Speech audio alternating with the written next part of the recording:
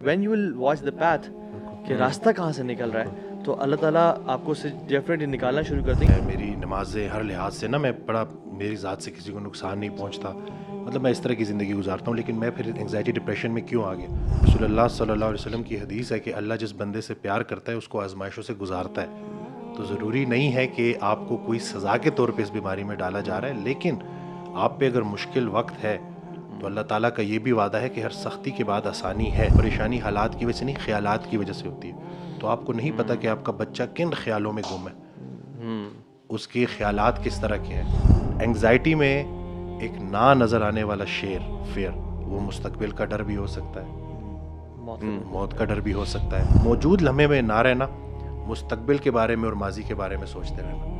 माजी को बदलने का पछतावा कि ऐसा हो जाता वैसा हो जाता, पता नहीं मुस्तकबिल में मेरे बीवी बच्चों का क्या होगा। तो जो इंसान ये सोचता है कि मेरे बीवी बच्चों का मेरे बाद क्या होगा, उसका ईमान नामुकम्मल, उसने पालने वाली सिर्फ पे ईमान नहीं लाया। और जो बड़ा यानी आजकल का जो एक मैं समझता हूँ कि एक कोविड के बाद जो पेंडेमिक है वो स्ट्रेस, एंजाइटी, डिप्रेशन है, ठीक है। एंड मैं घर में गया F11 में, ह्यूज हाउस माशाल्लाह, फुल ऑफ लग्जरीज। यंग सा बॉय था इन हिज टीन एज। उनकी मदर ने कहा कि मेरा बेटा डिप्रेशन पे है और सब कुछ।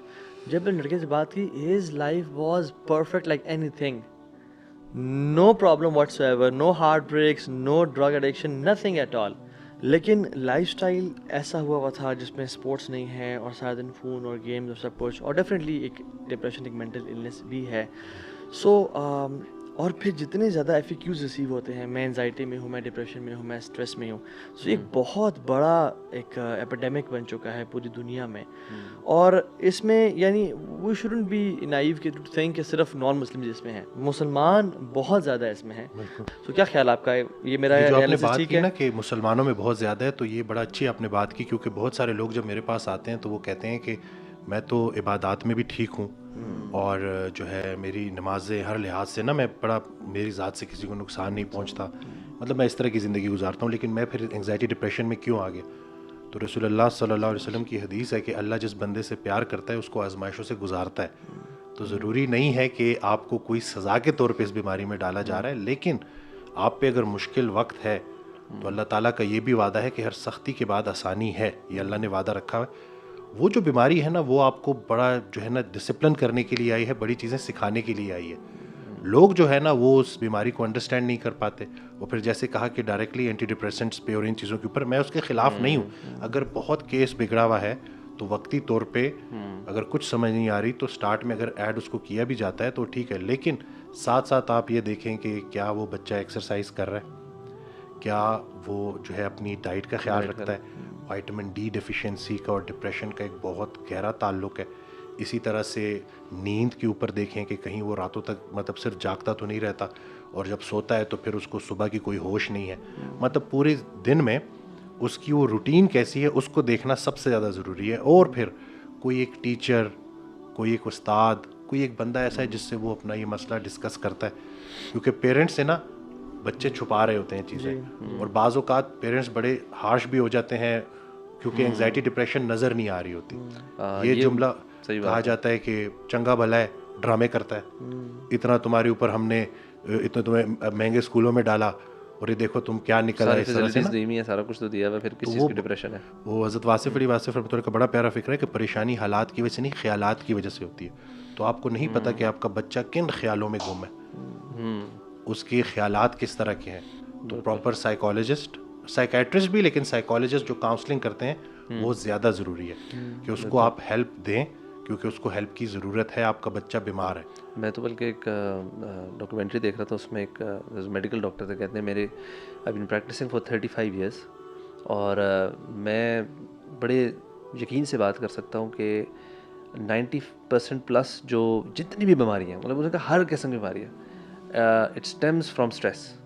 कहते हैं some sort of stress, emotional stress या क्यों ना कोई इस तरह के कोई स्ट्रेसेस होते हैं जो हमारी इवेंचुअली थॉट से लिंक्ड होते हैं, उनका गहरा ताल्लुक डेफिनेटली हमारी थॉट से। कहते हैं it's all stems from there and it leads to, कहते हैं इवन मेजर बीमारियाँ, कैंसर भी अगर आप जाएंगे ना तो कहीं ना कहीं थॉट। और कहते हैं इनका इलाज भी इनका इलाज अब इस पर एक बड़ी रिसर्च आ रही है अबाउट हीलिंग और how thoughts can actually develop the process of healing, start the process at least. Medication अपनी जगह है, वो उसको कोई डिनाई नहीं करता। इनफैक्ट ज़्यादातर जो ट्रॉमा होता है, कोई चोट लग जाना, कट लग जाना, इसके ऊपर तो हमें समझ लगती है। बट जो क्रॉनिक जितनी भी है ना डिजीज़ेज हो गई, जिसमें स्ट्रेस हो गया, एग्जाइटी होगी, जो चलती आ रही है, इवन फिज़िकल भी कुछ, उसका हमारे जहन से बहुत गहरा ताल्लुक है। इवन वो साइमन सिनिक भी कह रहा था ना, कहता है कि हमारा जो ब्रेन है ना, ये नेगेटिव कमांड्स प्रोसेस नहीं कर सकता। यानी आप कहेंगे ना कि don't be stress, don't take stress, don't take tension, तो वो डोंट के वर्ड को फैदम नहीं कर सकता, वो स्ट्रेस या टेंशन के वर्ड को फैदम कर रहा है। For example, if I tell you guys जो भी सुन रहे हैं, don't think of an elephant, ठीक है, do we all think of an elephant, ठीक है। इवन जो स्कीयर्स होते हैं, वो जब उनको कमांड ये नहीं दी जाती watch out the tree, watch out the tree, वो दरख्त को देखेंगे और जिस चीज़ को इंसान देख रहा होता है ना, उसी में जाके इंसान फोकस करता है, उसमें लगता है। सो वो कहते हैं कि watch the path, watch the path. तो इसलिए ये जो हमारा it's all over the perspective. When you look at the obstacles in your life, when you watch the trees and the stones in your life, all what you will do is go and hit them और आप गिर जाएंगे। But when you will watch the path कि रास्ता कहाँ से निकल रहा है, तो अल्लाह ताला आपको उससे डेफिनेटली निकालना शुरू कर देंगे। इवन बाइकिंग की फील्ड में भी ना, ये हमारा बड़ा कॉमन रूल है। जब हम कॉर्नरिंग कर रहे होते हैं ना, इवन रेसिंग बाइक्स के लिए भी, हमारा चेहरा बिल्कुल इधर नहीं होता, हमारा चेहरा उधर कॉर्नर पे होता है ऐसे, क्योंकि you go where you look at. आपने जहाँ जाना है आप उस कॉर्नर की तरफ देखते हो। सो ये एक बाइकिंग में यूनिवर्सल रूल है। So again you go where you look at. अगर आप ऑब्स्टेकल्स, परेशानियों को जहन में देखने के, यार मेरे क्या बनेगा, पता नहीं मैं कर पाऊंगा नहीं कर पाऊंगा, पता नहीं अल्लाह ताला मेरे मामला क्या करेगा फाइनेंशियली, तो फिर हो सकता है वही हो। और हदीस में आता है ना, ज़न्नी अब्दी भी, मैं अपने बंदे के गुमान के मुताबिक, जो गुमान रख रहे हो वो वैसे ही है। अक्सर पेशेंट्स आते हैं जब वो कहते हैं ना कि हमें एंग्जाइटी है, तो मैं उनसे अगला क्वेश्चन करता हूँ कि एंग्जाइटी स्टार्ट कैसे हुई। तो वो बात करते हैं कि मोहल्ले में किसी की सडन डेथ हो गई। तो फिर मैं उनको ये कहता हूँ कि दुनियादार अचानक मरता है, दीनदार की मौत पूरी प्लानिंग से होती है, उसको अल्लाह पहले से ही ना अपने प्लान के मुताबिक अपनी तरफ बुलाता है। लोग क्या करते हैं, वो कहते हैं कि फलाना मर गया तो अब लगता है मैं भी मरने वाला हूँ। ये फेयर डेवलप होता है। अब फाइट एंड फ्लाइट जो है ना, ये एक अल्लाह ताला का बनाया हुआ निज़ाम है हमारे वजूद के अंदर। मिसाल के तौर पे हम यहाँ बैठे हैं और एकदम से शेर आ जाता है, तो हमने जान बचाने के लिए दौड़ लगानी है। अब वो जो एनर्जी रिक्वायर्ड है ना, वो फाइट एंड फ्लाइट से हमें मिलेगी, कुछ हार्मोन्स रिलीज होंगे। लेकिन जैसे ही हम बच गए, किसी दरख्त के छांव के नीचे हम बैठ गए और हम रिलैक्स कर रहे हैं, अल्लाह का शुक्र अदा करेंगे, या अल्लाह तेरा शुक्र है तूने शेर से बचा लिया। अब जो एक्टिवेट होगा वो होगा रेस्ट एंड डाइजेस्ट, आराम करो और हजम करो। एंग्जाइटी में एक ना नज़र आने वाला शेर, फेयर, वो मुस्तकबिल का डर भी हो सकता है, मौत का डर भी हो सकता है। Even I think daily routine में हमारे इतने स्ट्रेसेस होते हैं छोटे मोटे, आप बल्कि हमारी ये जो फ्लाइट एंड फ्लाइट है, जैसे लाइक हमारा एक सिस्टमेटिक ऑटोमेटिक रिस्पॉन्स है ना, हमारी बॉडी देती है। तो अब आपकी किसी से आर्गूमेंट हो जाता है, घर में पेरेंट्स के साथ बच्चों का, हस्बैंड वाइफ का आपस में, बाहर किसी बिजनेस में, किसी मामले में, जो भी आपके आर्गूमेंट दैट लीज, वो आपका स्ट्रेस लेवल इंक्रीज कर रहे हैं, एंड दैट ऑटोमेटिक आपका रिस्पॉन्ड इस सिस्टम में, आप इस स्टेट ऑफ स्ट्रेस में है। और अब तो मैं नोट करता हूँ कि हमारी जिस तरह का लाइफस्टाइल है, आप बल्कि उसमें बताइए कभी, आई थिंक हम लोग मोस्ट ऑफ द डे ना स्ट्रेस के अंदर ही स्टे कर रहे हैं। हमारा रेस्ट वाला पीरियड जो है ना, कोई लड़ाई हो गई, किसी ने गाली दे दी, ठीक हो गया, अब वो गाली एक दफ़ा दी गई, बिल्कुल एंग्जाइटी का पेशेंट उसको 50,000 दफ़ा अपने दिमाग में रिपीट कर रहा है और उसी के अंदर फंसा हुआ है, ऑब्सेस्ड है उसी थॉट्स के साथ कि उसने मेरे साथ इतना बुरा किया, उसने मुझे एक गाली दी। अब वो ना नजर आने वाला शेर उसको नजर आ रहा है एग्जैक्टली, और वो फाइट एंड फ्लाइट ट्रिगर्ड है। हाँ, और he is in that state. बिल्कुल जैसे गाड़ी के एक्सीलेटर पे आपने पैर रखा हुआ है और आप उसको खींच नहीं रहे हो, गाड़ी की जो हालत होगी वही बंदे की हो जाती है। फिर साइकोसोमैटिक, यानी कि जो नफ्सियात हैं वो जिस्मानी शक्ल इख्तियार कर लेती हैं। इस हद तक बॉडी एग्जॉस्ट हो जाती है कि बंदा सोच रहा है कि कहीं मुझे हार्ट अटैक तो नहीं हो रहा, और उसको हार्ट अटैक का पेन स्टार्ट हो जाएगा। आई थिंक हमारा जो इम्यून सिस्टम है उसका रिस्पांस भी खत्म हो जाता है। बिल्कुल सही। जब बल्कि मुझे पढ़ा था, कहते हैं कि हमारे जो ट्रांसप्लांट सर्जरीज होती हैं, कि किसी किडनी या हार्ट ट्रांसप्लांट करनी है, तो उसमें आपको स्ट्रेस हार्मोन्स देते हैं, कॉर्टिसोल, वो ताकि आपका जो इम्यून सिस्टम है रिस्पॉन्ड ना करे, तब वो सर्जरी प्रोसीजर हो रही होती। तो आप सोचे हम इतने हाई स्ट्रेस में है, तो हमारा इम्यून सिस्टम भी जब फारिग हुआ पड़ा है, तो फिर एड्रीनल फटीग का नाम भी दिया जाता है, बॉडी की बस हो जाती है, इतना ज़्यादा कॉर्टिसोल स्पाइक करता है कि वो जो हमारी क़ुव्वत मुदाफ़ियत है, जो इम्यूनिटी है, वो कॉम्प्रोमाइज़ हो जाती है। ये जो पोस्ट रीनल ट्रांसप्लांट जो ये कॉर्टिकोस्टेरॉइड्स दिए जाते हैं, वो इसलिए दिए जाते हैं ना कि रिजेक्शन ना हो, जो बॉडी का अपना रिस्पॉन्स है उसको रोक देते हैं।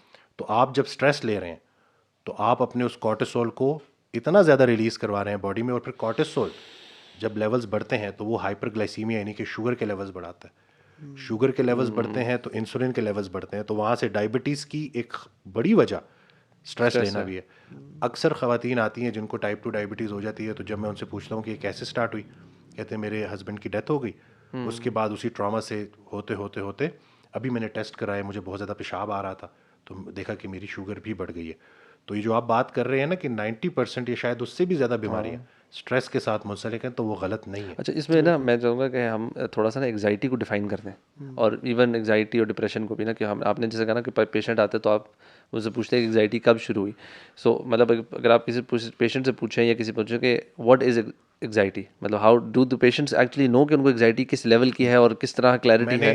मैंने जो है ना वो अली भाई के साथ, मोहम्मद अली भाई के साथ जो वीडियो में मैंने अपनी को कहा मैं 3 इयर्स एंग्जाइटी से गुजरा हूँ ना, तो मैंने जब अपनी वो स्टोरी बताई ना, तो उसके बाद कितने लोगों ने कांटेक्ट किया जो कह रहे कि हमें पहली दफ़ा पता चला कि हमें एंग्जाइटी है, नहीं तो उन्होंने कोई सीटी स्कैन, कोई एमआरआई, कैंसर तक उनका जहन गया हुआ था कि पता नहीं हमें कौन सी बीमारी है। एको करा चुके हैं, अच्छा, ठीक है ना, ईसीजी करवा चुके हैं, लेकिन होता है है एंग्जाइटी। बिल्कुल एंग्जाइटी, और फिर वो लीड करती है पैनिक अटैक्स की तरफ। अब एंग्जाइटी है क्या?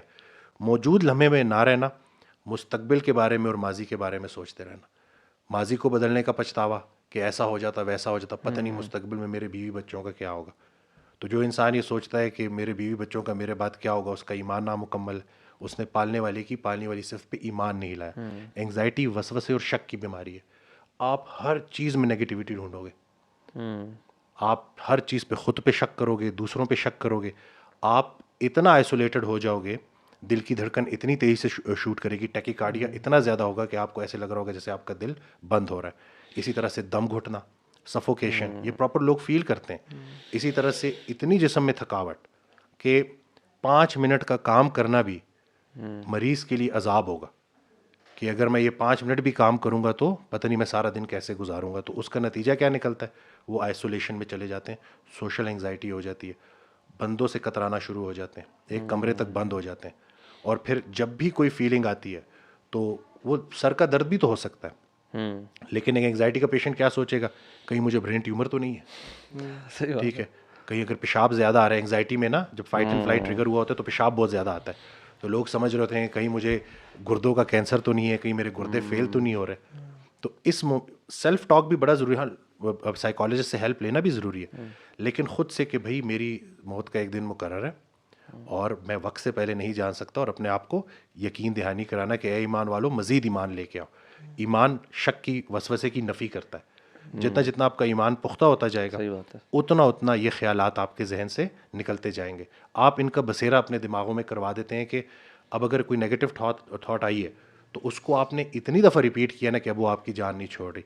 और इसी तरह से फिर पैनिक अटैक होता है, वो तो फिर इतना ख़तरनाक होता है कि उसमें आपको लिटरली ऐसे लग रहा होता है कि जैसे यही मोमेंट है और जो मौत का फरिश्ता है वो आ चुका है, और उससे जब वो लोग निकलते हैं तो पैनिक अटैक से भी ज़्यादा ख़तरनाक fair of another panic attack है कि कहीं ये फिर ना आ जाए।